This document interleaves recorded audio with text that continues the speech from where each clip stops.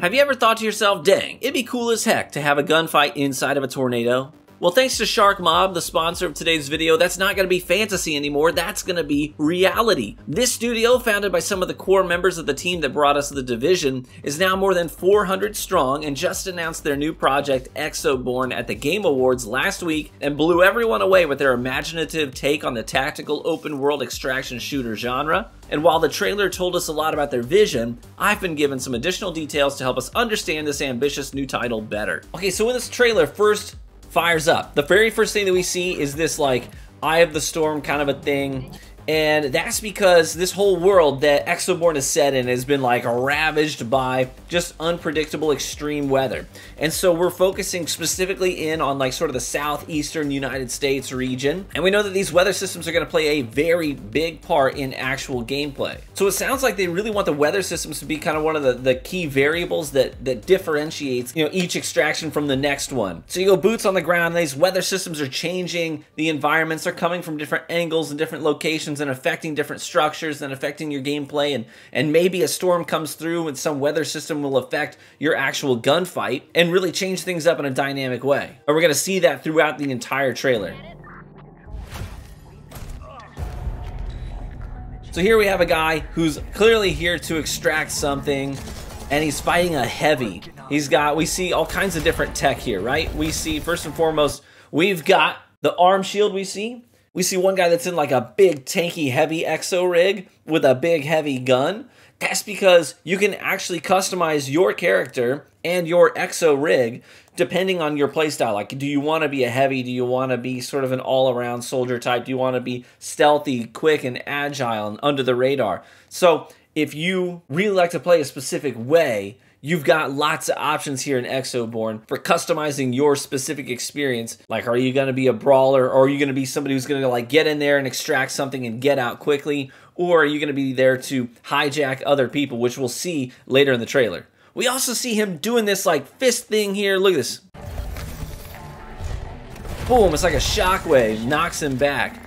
That's because in EXOBORNE, you're actually going to be able to unlock new abilities as well. So as you're out there harvesting tech and you're finding resources out in the world and extracting them, you can then craft things. You can finely tune your guns and modify them. You can modify your Exo-rig and unlock new abilities like this force cannon. You can even harness the powers of nature themselves, which we'll, I'm assuming, see more of as new information comes to light about the game.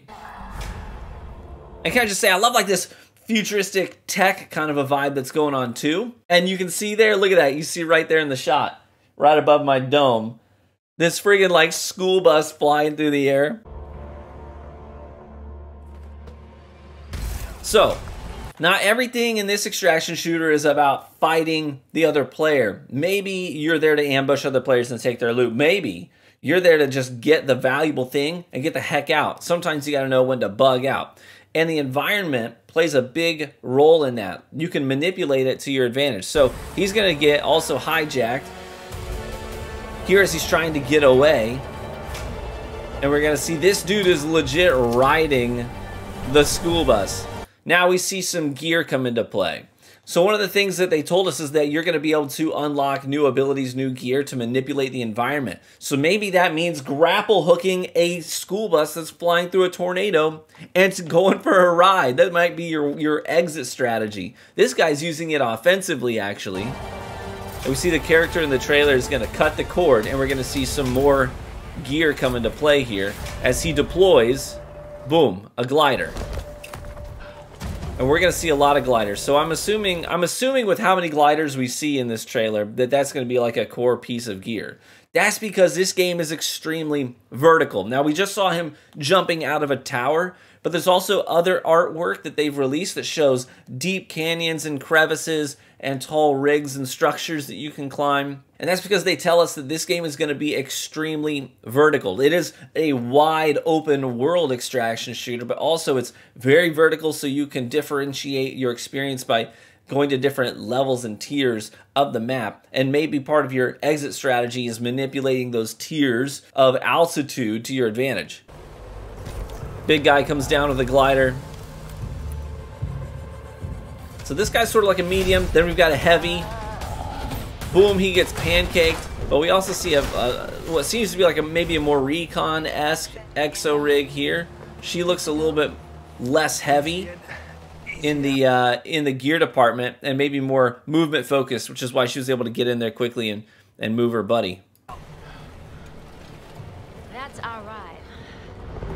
The ride comes in, that's your extraction, but they're getting jumped on by other players as well.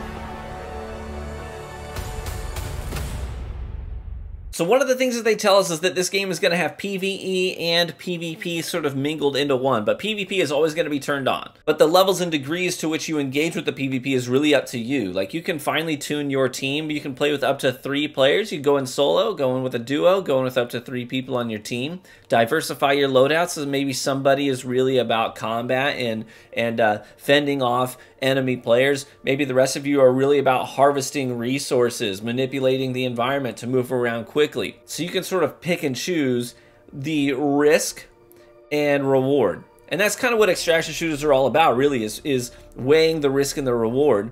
Are you going to go out there after some hot loot, or are you going to try and take it off another player? Are you going to have gear for harvesting, or are you going to have gear for killing?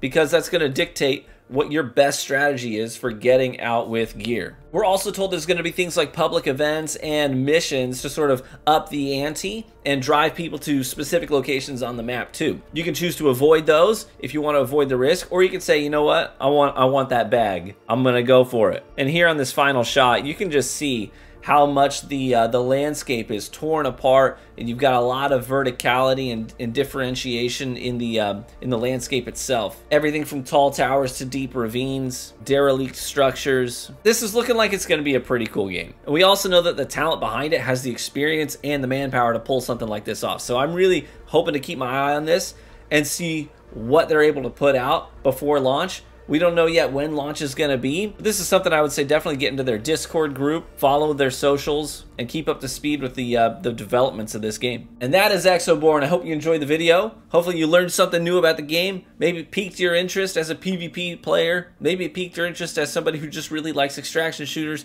Or maybe you've never played an extraction shooter before. They assure us that they have ways for you to sort of get your feet wet and understand the genre before they just toss you into the fire. Thanks for watching. We'll catch you in the next one. Bye-bye.